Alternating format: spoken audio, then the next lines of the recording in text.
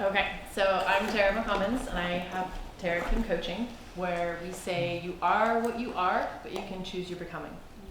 And you are actually choosing your becoming every day, every hour, every second, whether you realize it or not.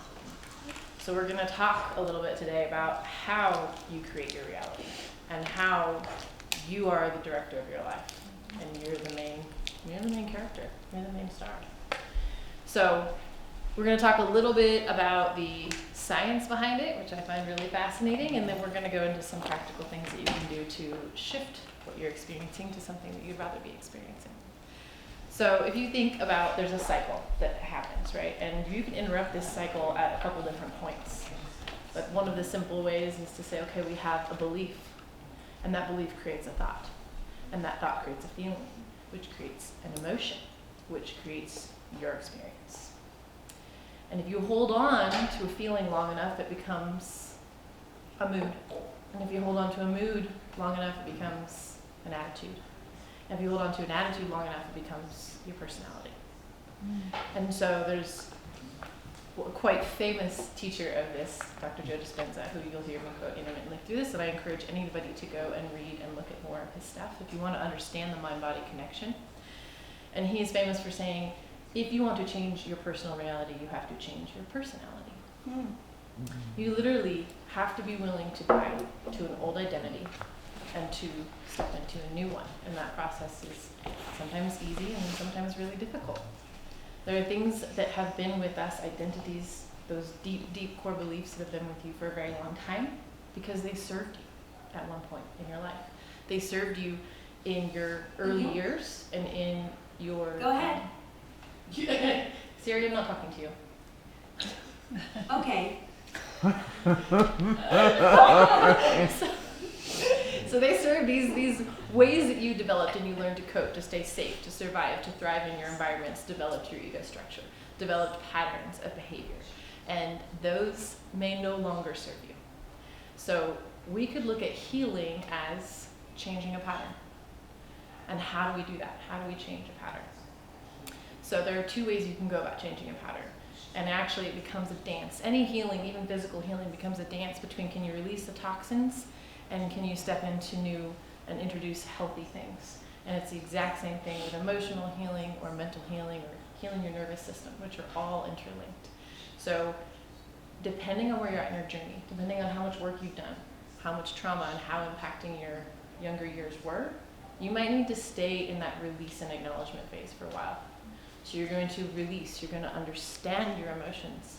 And your emotions are your innate, perfect guidance system. Your body as well, and the physical symptoms that come up. So nothing, I want to reiterate this very much, nothing is wrong with you because you have anxiety, or because you experience depression, or because you have physical ailments. If you start to understand that that is your perfect guidance system, it is just trying to get your attention. In the extreme, a panic attack is something screaming. It's a part of you, a younger part of you, a need that wasn't met, an emotional pattern that is screaming for your attention. And when you focus your attention on something, that is love. Attention is love. Focus is love. And so when you give that emotion your attention and you sit with it and you get curious about it instead of making it wrong, it will open up. It will show you what's really there. So there is a gold nugget behind every trigger, every panic attack, every episode that you have where you blow up at a work partner or at your spouse when you're in reaction rather than choosing how to respond. Have compassion for yourself, get curious, and start asking yourself, what am I really upset about? You can talk to the emotion, and this is, going into classic integrative child work. Ask that emotional part of you how old it is. Have a conversation with it. What do you need? And then give it to yourself. So that's just one little practical tool on the releasing side to begin to understand how we acknowledge and release. When you get that little gold nugget, I really don't believe I'm enough. I really, think that everyone thinks I'm XYZ, right? Then you can take that, and there are processes, and this is often where you want to go to a professional or you want to have a coach hold space for you to really look at where you formed that belief, where you decided that thing. But you can still do this with yourself. And then you get to make the decision.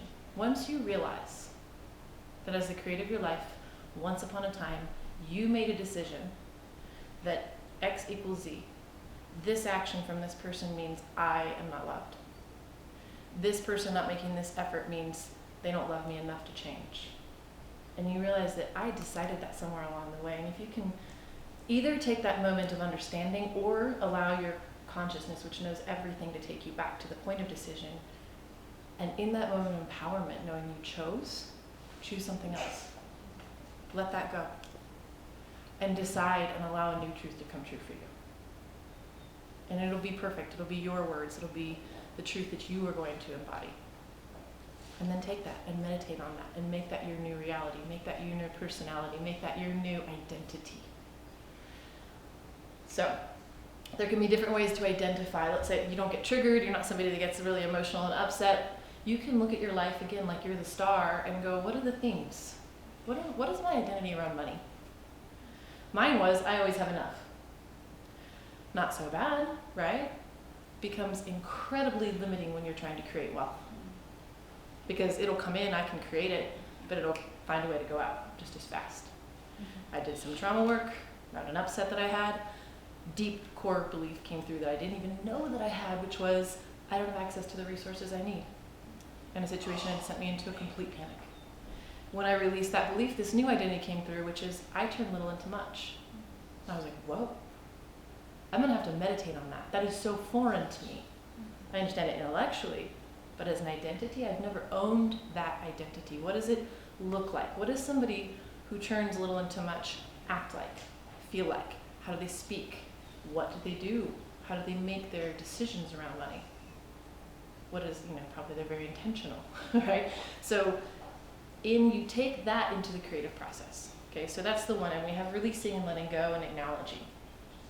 If you've done a lot of that and you're like, I don't really get triggered, it's going to get a little bit more nuanced and tricky, like we just said, to find those things. And when you do, then what do you do with them? Right? How do you begin to create? How many people here meditate? Mm-hmm. Yes. How many people here have tried to meditate? Okay. What the definition technically of meditation means is to become familiar with. It means to become familiar with yourself, to be able to sit with yourself and acknowledge and release. So what I would say if you're a beginning meditator is, don't try to not think. All you're going to think about is not thinking. Try to become a receiving station. Okay? Try to use your senses to just absorb every single sound, every single feeling, every single sensation. Because with acknowledgement, and we all do this, things can fade into the background. Once you acknowledge noise, right, it just literally, you don't hear it anymore if you're focused on something else. So acknowledge everything, let it fade to the background, and just become aware of that observer, aware of the part of you that is eternal, the part of you that is your consciousness, that is observing your thoughts, your sensations, your feelings, all of this. And just come to a place of neutrality. The point of neutrality is that is the beginning point of creation. Okay, so you cannot create when you've got a bunch of other stuff already there. So and the reason I'm telling you this is because why meditate, right? Especially if it's hard and it's hard to get yourself to sit down and it's hard to get yourself to focus. If you understand why you're doing it, you're far more likely to be consistent in your practice, and even when you mess up, you'll come back. And there's no such thing as a bad meditation. So I want you to understand what you're doing when you meditate. One of the things. You're creating neutrality. If your mind is full of yesterday and tomorrow, you're not in the moment and you cannot create something new. So when you sit down to meditate, acknowledge everything and then sit in the calmness. There'll be a calm, there'll be a silence and a stillness that comes. Sit there. And now you're in a position to create. Now you're in a place where you can bring in the image of that new thing, that new identity, that feeling that you want, that dream that you have, what it looks like, what it feels like, and feel it fully. Image it fully. And here's the incredible thing. Your brain doesn't know the difference between a vividly imagined thing and an actual experience. Your body thinks it is there. Your nervous system thinks it is there. So you are priming and prepping your entire being for that thing to now come and be. And when you do that, everything in the subconscious, everything in the universe begins in that mystical, magical way that we call giving it to God, to bring that about in your life and in your reality. So that's what I want to leave you with. I think that my time's almost up, but is you are the creators of your reality. And if you begin to understand how that works, become empowered, know yourself, know what you're capable of, and create a life that you are absolutely in love with.